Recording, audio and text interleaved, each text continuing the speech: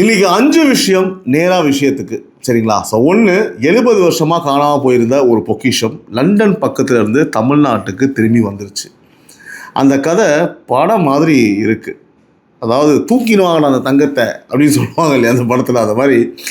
2வது, கர்நாடகா விவகாரத்தில் நேற்று அவையில் ஒரு பட அறிவிப்பு வந்திருக்கு. யார் கொடுக்குறாங்க எவ்வளோன்னு நான் உங்களுக்கு சொல்கிறேன். 3, கோவை வழக்கில் பதில் வந்ததும் சொல்கிறேன்னு சொன்னேன், ஞாபகம் இருக்கா? அந்த பதில் வந்தாச்சு. அவையே பார்த்தீங்கன்னா கொந்தளிச்சுதுங்க. அதுவும் நான் என்னன்னு சொல்கிறேன். 4, சென்னையில் நேற்று முதல் ஒரு தடை உத்தரவு அமலில் இருக்குது. உங்கள் வீட்டு பசங்களுக்கு இது நேரடியாக சம்மந்தப்பட்டது. ஸோ ரொம்ப முக்கியமான விஷயம். 5, ஒரு ஊர் கோவிலுக்கு கோடிக்கணக்கில் வசதி, அதோடு சேர்ந்து 80 பேருக்கு அரசு வேலை. 5 இன்னைக்கு இங்கே ஃபுல்லாக பாருங்கள். நேற்று ஒரு நாள் தமிழ்நாட்டில் நடந்த எல்லா அரசியல் நிகழ்வுகளையும் இந்த ஒரே வீடியோவில் கொண்டு வந்து நிப்பாட்டியிருக்கேன். முழுசாக பாருங்கள். நாள் முழுக்க வேறு எங்கேயும் தேட வேண்டியதே இல்லை உறவுகளே. சப்ஸ்கிரைப் பண்ணாதவங்க இப்போவே சப்ஸ்கிரைப் பண்ணுங்கள், பெல் ஐகான் ப்ரெஸ் பண்ணுங்கள். அப்போ தான் தினமும் காலையில் இந்த ஷோ தவறாமல் உங்களுக்கு சேரும். கமெண்ட்டில் உங்கள் கருத்துக்களை பதிவு பண்ணுங்கள். அப்போ தான் இந்த ஷோவோட கண்டென்ட் குவாலிட்டியை நாங்கள் இம்ப்ரூவ் பண்ண முடியும். நீங்கள் இந்த தகவல்களை தெரிஞ்சுக்கிற மாதிரியே இதை இன்னும் பல உறவுகளை போய் சேரணும்னா அதுக்கு உங்கள் உதவி எனக்கு நிச்சயமாக தேவை. உங்கள் ஒரு லைக், ஒரு கமெண்ட், ஒரு ஷேர், இந்த 3 தான் அதை சாத்தியமாக்கும். நம்ம டைம்ஸ் ஆஃப் ரிப்பப்ளிக் நியூஸ் குடும்பமும் பெரிதாகும். உறவுகளால் நான், உறவுகளுக்காக நான், உங்கள் சிபி நவீன். இது டைம்ஸ் ஆஃப் ரிப்பப்ளிக் நியூஸின் காலை குரல். அனைவருக்கும் இனிய காலை வணக்கம் உறவுகளே. நேரடியாக ஷோக்குள்ளே போயிடலாம். முதலாவதாக முக்கிய செய்திகள். உங்கள் வீட்டு இந்த பழனை மேலே தாத்தா காலத்தில் வச்ச ஒரு நகை காணாமல் போச்சுன்னு வச்சுக்கோங்க. 70 வருஷம் கழித்து அது உலகத்தோட இன்னொரு மூலையில் ஒரு பெரிய மியூசியமில் கண்ணாடி பெட்டிக்குள்ளே இருக்குன்னு தெரிஞ்சால் எப்படி இருக்கும்? அப்படி ஒரு விஷயம்தான் நேற்று அதிகாரப்பூர்வமாக அறிவிக்கப்பட்டிருக்கு. கேளுங்க. தஞ்சாவூர் மாவட்டம் கும்பகோணம் சவுந்தரராஜ பெருமாள் கோவிலில் இருந்த திருமங்கை ஆழ்வாரோடைய வெண்கல சிலை 1957 1967 எப்போவோ திருடப்பட்டது. இத்தனை வருஷமாக எங்கே இருந்துச்சு தெரியுமா? இங்கிலாந்து ஆக்ஸ்ஃபோர்டில் இருக்கிற ஆஷ்மோலின் மியூசியமில் நம்ம சிலை திருட்டு தடுப்பு பிரிவு, மத்திய உள்துறை, வெளியுறவு பண்பாட்டு அமைச்சகங்கள், தொல்லியல் துறை, இத்தனை தரப்பும் சேர்ந்து போராடி ஆகஸ்ட் 16 அன்னைக்கு அந்த சிலை இந்தியாவுக்கே திரும்ப வந்துருச்சு உறவுகளே. நேற்று முந்தின நாள் முதல்வர் விஜய் அந்த சிலையை நேரடியாக பார்வையிட்டார். யோசிச்சு பாருங்களேன், ஒரு ஊரோட தெய்வம் ஏறக்குறைய 70 வருஷம் கழித்து சொந்த மண்ணுக்கு திரும்புதுங்க. சாதாரண விஷயம் இல்லை. பல நாடுகளுடைய ஒத்துழைப்பு, சட்ட போராட்டம், ஆவண ஆதாரம் எல்லாம் சேர்ந்த ஒரு மிகப்பெரிய வேலை. ஆனால் கதை இன்னும் முடியலை. இங்கே தான் ஒரு ட்விஸ்ட்டு. அதே கோவிலிருந்து திருடப்பட்ட இன்னும் 3 சிலைகள், நடராஜர் சிலை, விஷ்ணு சிலை, ஸ்ரீதேவி சிலை, இன்னும் அமெரிக்காவில் 3 வெவ்வேறு மியூசியம்களில் இருக்குது. ஸோ மீட்பு நடவடிக்கை நடந்துக்கிட்டு இருக்கு. அந்த 3 சிலையும் எப்போ வீடு திரும்பும்னு நம்ம ஃபாலோ போர்டில் ஏற்றிருக்கோம். ஃபாலோ பண்ணிடலாம். உங்கள் ஊர் கோவில்லையும் இப்படி பழைய சிலை காணாமல் போன கதை இருக்கா? கமெண்டில் சொல்லுங்கள் உறவுகளே. நல்ல தகவலாக இருந்தால் கண்டிப்பாக டிஸ்கஸ் பண்ணுவோம். அடுத்ததாக தமிழக அரசின் நகர்வுகள்.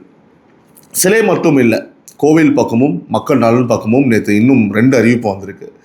இருக்கன்குடி மாரியம்மன் கோவிலில் ராமநாதபுரம் பக்கம் இருக்கிற இந்த கோவிலில் சரிங்களா 23.67 கோடி மதிப்பில் புது வசதிகள் திறந்து வைக்கப்பட்டிருக்கு உறவுகளே. அதோடு சேர்ந்து இந்து சமய அறநிலைத்துறையில் 80 பேருக்கு பணி நியமன ஆணை, அதாவது கோவில் வேலைக்கு அரசு உத்தரவோட ஆட்கள். கோவிலுக்கு போகிற உறவுகளுக்கு வசதி, ஊருக்கு வேலை வாய்ப்பு, 2மே ஒரே அறிவிப்பில். அற்புதம் இல்லையா? ஸோ அதே மாதிரி பௌத்த உறவுகளுக்கு ஒரு தகவல். நாக்பூர் தீஷா பூமியில் விஜயதசமி அன்னைக்கு நடக்கிற தம்ம சக்கர பரிவர்த்தன திருவிழாவுக்கு போக விரும்புகிற தமிழக பௌத்தர்களுக்கு சிறுபான்மையினர் நலத்துறை நபர் ஒருவருக்கு அதிகபட்சம் 5000 பயண மானியம் தருதுங்க. விண்ணப்பம் கட்டணம் இல்லாமல் மாவட்ட ஆட்சியர் அலுவலகம் அல்லது பிற்படுத்தப்பட்டோர் சிறுபான்மையினர் நல அலுவலகங்களில் பார்த்தீங்கன்னா இதை கொடுக்கலாம். கடைசி தேதி நவம்பர் 15. முழு விவரம் www.bcmw.tn.gov.in. உங்களுடைய சரௌண்டிங்ஸில் பௌத்த குடும்பங்கள் இருந்தால் இதை அவங்களுக்கு அனுப்பி வைங்க. நேரடியாக பயன்படுற தகவல் இது. அடுத்தது நம்மளுடைய தொடர்கதைக்கு வருவோம். ஸோ நம்ம ஃபாலோ போர்டில் இன்றைக்கி 3 பெரிய அப்டேட் இருக்குது. 3மே நேற்று சொல்கிறேன்னு நான் வாக்கு கொடுத்தவை. ஒவ்வொன்றா நம்ம பார்ப்போம். கர்நாடகாவுடைய சுட்டுக்கொலை வழக்கு இல்லையா? ஸோ நேற்று தமிழக சட்டப்பேரவையில் இந்த விவகாரம் சிறப்பு கவன ஈர்ப்பு தீர்மானம். தமிழர்களுக்கு நியாயம் கிடைக்க வேண்டும் என்று சொன்னால் அவர்களுக்கு அந்த பாதிக்கப்பட்ட குடும்ப வேலை வாய்ப்பு கொடுக்கப்பட வேண்டும், கொலை வழக்கு பதிவு செய்யப்பட வேண்டும், அவர்களுக்கு போதுமான காம்பன்சேஷன் கொடுக்கப்பட வேண்டும். இது தவிர இதில் ஈடுபட்ட அந்த காவல்துறையினர் மீது ஃபேக் என்கவுண்டருக்கு நீதி விசாரணை நடைபெற வேண்டும். இது போன்று நடந்தால் எதிர்காலத்தில் இனிமேல் தமிழர்கள் அதனை அனுமதிக்க மாட்டார்கள் என்ற வகையில் அது இருக்க வேண்டும் என்பதை தெரிவித்து, இதை நாம் சாதாரணமாக எடுக்கக்கூடாது. இது தமிழர்களுக்கான பிரச்சனை. அவர்கள் கொடுக்கின்ற விளக்கங்களையும் ஏற்கக்கூடாது. தெளிவான நீதி விசாரணை நடைபெற வேண்டும். அதற்காக இந்த அரசுடைய கவனத்தை ஈர்த்து அரசாங்கம், நம்முடைய தமிழக அரசு அழுத்தம் கொடுக்க வேண்டும். திமுக உறுப்பினர் மனோஜ் பாண்டியன் கொண்டு வந்தாரு. விவாதத்தில் காங்கிரஸ் கம்யூனிஸ்ட் கட்சிகள் எல்லாம் சிபிஐ விசாரணை கேட்டாங்க. சிலர் தலா 1 கோடி வரை இழப்பீடு கேட்டாங்க. அரசு தரப்பு பதில் என்னன்னா, கர்நாடக அரசு ஏற்கனவே அறிவித்த இழப்பீடு தவிர தமிழக அரசே பாதிக்கப்பட்ட 3 குடும்பங்களுக்கு தலா 10 லட்சம் நிவாரணம் வழங்க நடவடிக்கை எடுத்துட்டு இருக்குன்னு வனத்துறை அமைச்சர் அவையில் சொன்னார். ஸோ விரைவில் தொகை வழங்கப்படும்னு சொல்லியிருக்காங்க.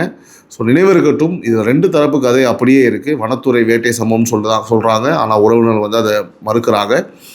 ஸோ இது விசாரணை தெரிய வரும், பார்க்கலாம். இது ஒரு ஃபாலோ போர்டில் இருக்கனால அவ்வளோ சீக்கிரம் விடக்கூடிய விஷயம் கிடையாது. நிச்சயமாக இதை பற்றி அப்டேட் வந்ததுன்னா நம்ம அதை பற்றி இங்கே பேச தான் போகிறோம். அடுத்து கோவை மாணவர் வழக்கு.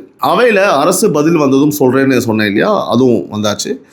ஆனால் அது அமைதியாக முடியலைங்க. திமுக கொண்டு வந்த கவன ஈர்ப்பு தீர்மானத்துக்கு சட்டத்துறை அமைச்சர் திரு சிடிஆர் நிர்மல்குமார் அவர்கள் விரிவாக பதில் சொல்லியிருக்காரு. காவல்துறையோட முதற்கட்ட விசாரணைப்படி அரசு சொல்கிற கதை, ஆகஸ்ட் 9 இரவு இந்த கல்லூரி மாணவர்களுக்கு இடையே நடந்த தகராறில் தான் இந்த கொலைக்கு காரணம்.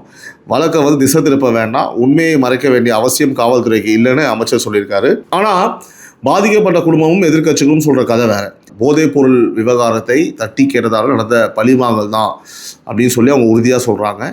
ஸோ அரசு பதிலில் திருப்தி இல்லைன்னு சொல்லி ஏவா வேலு தலைமையில் திமுக உறுப்பினர்கள் அவையே விட்டு வெளிநடப்பு செஞ்சுட்டாங்க.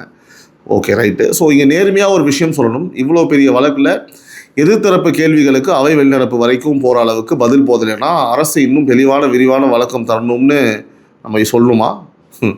அப்போல்லாம் கிடையவே கிடையாது. ஓகேங்களா? எதுவாக இருந்தாலும் இது ரொம்ப டிரான்ஸ்பரண்டான ஒரு அரசு நம்ம எல்லாருக்குமே தெரியும். நம்ம அதை பார்த்துட்டு தான் இருக்கோம். அதுவும் கேட்குறது யார்? ஏவா வேலு. இந்த ஆள் கேட்கக்கூடாது அப்படின்னா தாராளமாக அவர் கேட்கலாம். எல்லாமே வெளிப்படையாக இருக்குது, எல்லா நியூஸ் சேனல்லையும் இருக்குது. இதை மாண்புமிகு நம்முடைய அமைச்சர் சிடிஆர் நிர்மல்குமார் அவர்கள் ஒரு விஷயம் சொல்லியிருக்காங்க அப்படின்னா, அதில் மாற்று கருத்து தரவுகளோட ஒரு விஷயம் வருது, டேட்டா கூட இருக்குது அப்படின்னா நம்ம அதை இங்கே பேச போகிறோம். அதனால் ஏதாவது ஒன்று பண்ணி வெளியே போகணும். பசி எடுத்துச்சு, உட்கார முடியல, இன்ட்ரெஸ்ட் இல்லை, மக்களை பற்றி பேசுகிற இடத்துல உட்காந்து இன்ட்ரெஸ்ட் கிடையாது. ஓகேங்களா? எங்கேயாவது போய் பப்ஜி விளாடணும் போல இருக்குது, கிளம்பிட்டாங்க, நல்ல விஷயம். ஸோ மேகமலை விவசாயிகள் விவகாரம் அடுத்து, இதுலேயும் அரசோட அடுத்த நகர்வு உடனே சொல்கிறேன்னு சொல்லியிருந்தேன். இது வந்துருச்சு. அவையில் நடந்த சிறப்பு கவன ஈர்ப்பு விவாதத்தில் பதில் சொன்ன சட்டத்துறை அமைச்சர் சிடிஆர் நிர்மல்குமார் ஒரு முக்கியமான அறிவிப்பு வச்சார். மேகமலை மக்களை ஆக்கிரமிப்பாளர்கள்னு சொல்லி வெளியேற்ற சொன்ன உச்சநீதிமன்ற உத்தரவுக்கு எதிராக தமிழக அரசு சீராய்வு மனு தாக்கல் பண்ண போகுது அப்படின்னு சொல்லியிருக்காரு. அதோட இந்த பிரச்சனைக்கு நிரந்தர தீர்வு காண தேவையான எல்லா நடவடிக்கைகளும் அரசு எடுக்குதுன்னு அவையிலேயே உறுதி சொல்லியிருக்காரு. 100 வருஷத்துக்கு மேலே அங்கே வாழ்ந்துட்டு இருக்கிற ஆயிரக்கணக்கான குடும்பங்களுக்கு இது ஒரு நம்பிக்கை வெளிச்சம். சிறப்பான ஒரு பதிவு அமைச்சர் சொல்லியிருக்காங்க. ஸோ சீராய்வு மனு எப்போ தாக்கல் ஆகுது, உச்சநீதிமன்றம் என்ன சொல்லுது, நம்ம ஃபாலோ பண்ணலாம். அடுத்து இப்போது நம்மளுடைய தப்புனா தப்பு செக்மெண்ட், அதாவது சொல்லி ஆகணுங்க, ஏன்னா வழி கிடையாது அப்படின்னு சொல்லிட்டு வாங்கிப்பா, நீ இந்த அரசை புகழ்ந்துக்கிட்டே இருக்கிறப்பா, தப்பே நெவர் நோ. கோவை வழக்கு விவாதத்தில் நேற்று முந்தின நாள் அவையில் என்ன ஆச்சுன்னா, அரசு தரப்பு பதில் சொல்கிறது உண்மைதான். ஓகேங்களா? அதாவது ஆனால் அந்த பதில் எதிர்க்கட்சிக்கு திருப்தி தராமல் அவங்க அவையே விட்டு வெளிநடப்பு பண்ணுற அளவுக்கு போச்சு. ஆனால் இவங்க என்ன புது டெக்னிக்காக இருக்குது, எதுனாலும் உட்காந்து பேஸ் பண்ணோம் இல்லையா, அவளை கோச்சிட்டு பொண்டாட்டி மாமியார் வீட்டுக்கு போன மாதிரி போய்க்கிறாங்க. இளவு வீட்டுல கும்பலையா கூட இவ்வளவு அழுக மாட்டாளுங்க. ஆனா நீ இந்த ஆளே அழுகிறியடா, இந்த ஆளே அழுகிற நீ. Very bad fellows, this TNP fellows. Okay, ஒரு இளைஞனோட உயிர் போன வழக்கில் எங்கள் கேள்விக்கு பதில் இல்லைன்னு எதிர்த்தரப்பு வெளியில் நடந்து போகிறதுக்கு இடம் கொடுக்குற அளவுக்கு நல்ல விஷயம் இல்லைன்னா இங்கே சொல்ல போகிறது கிடையாது. நான் ஏற்கனவே சொன்ன மாதிரி இவங்க எப்போ சான்ஸ் கிடைக்கும், எப்போ கேப் கிடச்சா கொடுன்னு ஓடலாம்னு சொல்லிட்டு சும்மா கோச்சிட்டு போனாங்க. இது சரி கிடையாது. ஓகேங்களா? அடுத்து நம்முடைய எதிர்த்தரப்பு பக்கம் என்ன சத்தம்னு பார்ப்போம் வாங்க. எதிர்க்கட்சி தலைவர் உதயநிதி ஸ்டாலின் அவையில் ஒரு குற்றச்சாட்டு வச்சார். 3 மாதமாக அவர் முழுகாமச்சு சாரி சாமி உன்னை பத்தி எனக்கு தெரியும். நீ அடேங்க அப்பா 3 மாசமா சொல்லிட்டே இருக்கோம். தாவேக அரசுல எந்த துறைக்கு யார் அமைச்சர்னே தெரியல. ஓகேவா? ஸோ துறை பற்றின கேள்விக்கு அந்த துறை அமைச்சர் பதில் சொல்றதில்ல அப்படின்னு சொல்லிட்டு துறை அமைச்சர் எந்திரிச்சு தகான்னு எல்லாத்தையும் பதில் சொன்ன உடனே இவருக்கு எல்லாம் புரிஞ்சு போய் உடனே வந்து பார்த்தீங்கன்னா ஓகே இப்படிதானா அப்படிதானான்னு சொல்லி அதில் குற்றம் கண்டுபிடிக்க அளவுக்கு அவர் ஒரு மிகப்பெரிய புத்திசாலி. அவர் யார்? திரு உதயநிதி ஸ்டாலின் அவர்கள். ஏன்னா இந்த மாதிரி அயோக்கியத்தனமானங்கள் செய்வாங்கிற நம்பிக்கை எங்களுக்கு உண்டு. அவங்கள பற்றி தெரியும் எங்களுக்கு. அதனால் முன்கூட்டியே தடுக்கிற முயற்சியில் தான் ஈடுபட்டோம். இப்போ வந்து சம்மந்தப்பட்ட அமைச்சர் தான் சொல்லணும். இந்த வடிவேல் சொல்லுவான், டேய் என் தெரு பக்கம் வாடா, டேய் என் வீட்டு பக்கம் வா, என் ஏரியா பக்கம் வாடா ஆரம்பிப்பார் அந்த படத்தில். அந்த மாதிரி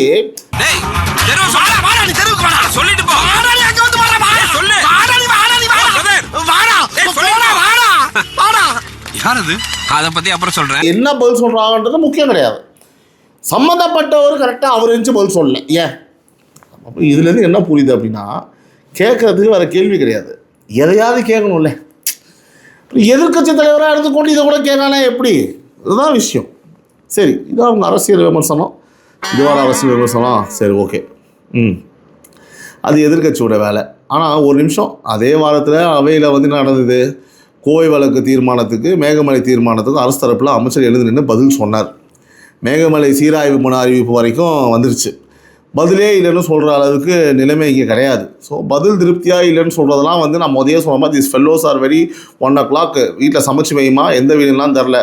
சரியா வருவியா? அப்படி எப்படி சங்கம் முக்கியமா சாப்பாடு முக்கியமா? சாப்பாடு முக்கியம். சங்கத்துல உறுப்பினர் நீ, சாப்பாடு முக்கியமா? அப்போ ஒன்று அவங்க அண்ணன் வீடாகலாம் தம்பி வீடாகலாம் உடனே தப்பாக யோசிப்பீங்க. இது யாரும் சிக்கலில் மாட்டி விட்டு உங்களுக்கு வேலை இப்படி ஏதாவது பேசணும்னு உட்காந்து சிரிச்சுட்டு இருக்கணும். கரெக்டாக ஃபெலோஸ் மை உறவுகள் ஆல்சோ. ஓகே, நான் என்ன சொல்கிறேன் அப்படின்னா, அந்த மாதிரி கரெக்டாக 1 மணிக்கு கிளப்பிடுறாங்க. ரைட்டு, பக்கத்தில் உதயநிதி மாமா வெளில சொல்லுப்பா என் ஆள் அப்படின்னு வாப்பில் 1 o'clock ரெடி ஆயிரும் குக்கிங். ஓகே, இப்போ பாரு நான் என்ன பண்ணுறேன் பாரு, இப்போ பாரு என்னோட நடிப்பேன் எட்ரா இருந்துச்சுன்னு உடனே நீ சொல்வது எதுவும் சரியாக பண்ணல, எனக்கு எல்லாம் சரியாக வரல, வேலைக்கு ஆகல, வா போலாம் மாப்பிள்ள அப்படின்னு கூப்பிட்டு போயிடுறாங்க.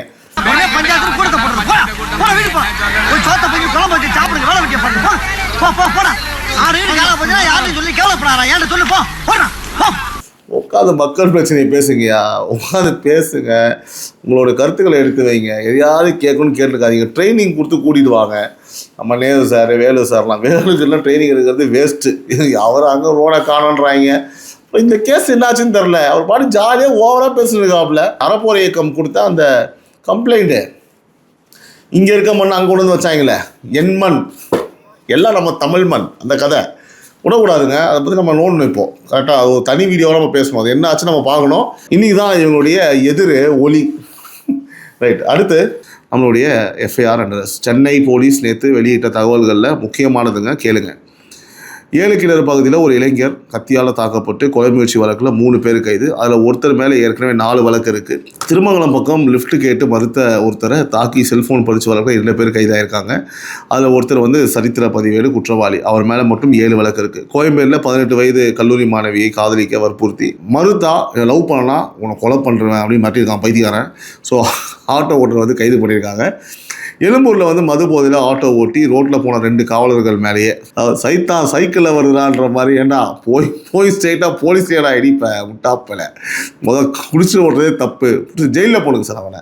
அந்த ஆட்டோவை முடிச்சு பறிமுதல் பண்ணிட்டாங்க நம்ம போலீஸு. இது தவிர புழலில் 2019 திருட்டு வழக்கில் நீதிமன்ற பிடியாணையோட தலைமறைவாக இருந்த ஒருத்தர் கைதாக இருக்காங்க. சூளைமேட்டில் வாடகை வீட்டில் பாலியல் தொழில் நடத்தின வழக்கில் ஒரு பெண் வந்து கைதுங்க. 2 பெண்கள் மீட்பு. திருவல்லிக்கேணியில் வீதி தகராறு தாக்குதல் வழக்கில் சகோதரர்கள் 2 பேர் கைது. மொத்தமாக நேற்று கொலை முயற்சி 1, கொள்ளை 1, தாக்குதல் 1, பெண் தொல்லை மிரட்டல் 1, குடிபோதை விபத்து 1, பாலியல் தொழில் 1, பிடியாணை கைது 1, மொத்த வழக்கு 7, மொத்த கைது 11. அதாவது வழக்கமான நினைவுகள் தான். மகளிர் உதவி 181, 181, சைபர் மோசடி 1930, அவசரம் 112. இந்த வழக்குகளில் குற்றம் நிரூபணம் ஆகணும்னா அது நீதிமன்றத்தோட வேலை தான். நம்ம போலீஸ் வெளியிட்ட தகவலை மட்டும்தான் இங்கே சொல்லியிருக்கோம். அடுத்து மக்கள் கோரிக்கை, மக்களுக்கான தகவல்கள். இன்னைக்கு இந்த செக்மெண்ட்ல 2 தகவல் இருக்கு. ரெண்டுமே உங்க அன்றாட வாழ்க்கைக்கு நேரடி சம்மந்தப்பட்டது. முதல்ல ஒரு தடை உத்தரவு. பட்டம் விடுற பசங்க இருக்கிற வீடுகள் கவனம். சென்னை பெருநகர் காவல் ஆணையர் உத்தரவுப்படி நேற்று ஆகஸ்ட் 18 முதல் 60 நாளைக்கு, அதாவது அக்டோபர் 14 வரைக்கும் சென்னை பெருநகர் காவல் எல்லைக்குள்ள மாஞ்சா நூல் விற்பனை, பயன்பாடு, தயாரிப்பு, சேமிப்பு எல்லாமே தடை. ஸோ பட்டம் விட மாஞ்சா யூஸ் பண்ணுறது எவ்வளோ ஆபத்துன்னு நமக்கு தெரியும். இருசக்கர வாகனத்தில் போகிறவங்க கழுத்தில் அப்படியே பட்டு விபத்தில் ஆளாகி இறந்தே கூட போயிருக்காங்க. ஸோ அதோடு சேர்ந்து அனுமதி இல்லாமல் இந்த ட்ரோன், ரிமோட் கண்ட்ரோல் விமானம், பேராகிளைடர் அந்த மாதிரி பறக்க விடுறதுக்கும் வந்து பார்த்தீங்கன்னா இந்த 60 நாளைக்கு வந்து தடை இருக்குங்க. ஸோ உங்கள் வீட்டில் தெருவில் யாராவது மாஞ்சா நூல் வச்சுருந்தாங்கன்னா இது சட்டப்படி குற்றம்னு சொல்லுங்கள், அரெஸ்ட் பண்ணிடுவாங்க. ரெண்டாவது, ஒரு நல்ல விஷயமும் ஒரு முக்கியமான ஹெல்ப்லைனும். சென்னை பெருநகர் காவல்துறையோட காவல் கரங்கள் திட்டம் வீடு இல்லாமல், ஆதரவு இல்லாமல் தெருவில் இருக்கிறவங்களை மீட்டு பராமரித்து குடும்பத்தோடு சேர்க்கிற திட்டம். அருமையான திட்டம்.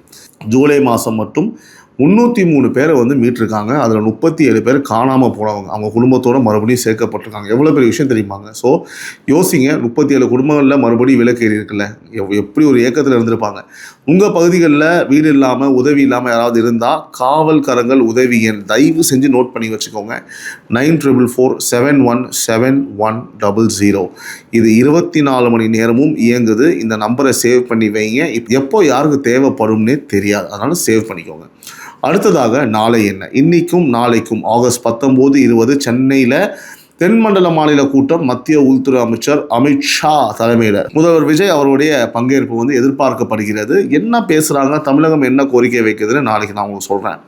நாளை August 20 TNPSC group 2 and 2A இலவச ஆன்லைன் கோச்சிங் தொடக்கம். பதிவு விவரம் அதிகாரப்பூர்வமாக வந்ததும் நான் இங்கேயே உங்களுக்கு சொல்கிறேன். பொறியியல் துணை கலந்தாய்வு விண்ணப்பம் ஆகஸ்ட் 31 வரை, கலந்தாய்வு செப்டம்பர் 3 முதல் 7 வரை. ஸோ வீட்டில் படிக்கிற பசங்க இருந்தால் நினைவுபடுத்துங்க. ஆகஸ்ட் 24 காவேரி நீர் விவகாரத்தில் உச்சநீதிமன்றத்தில் அடுத்த விசாரணை. அடுத்து நாங்கள் நம்மளுடைய குடும்ப பேச்சு தான்.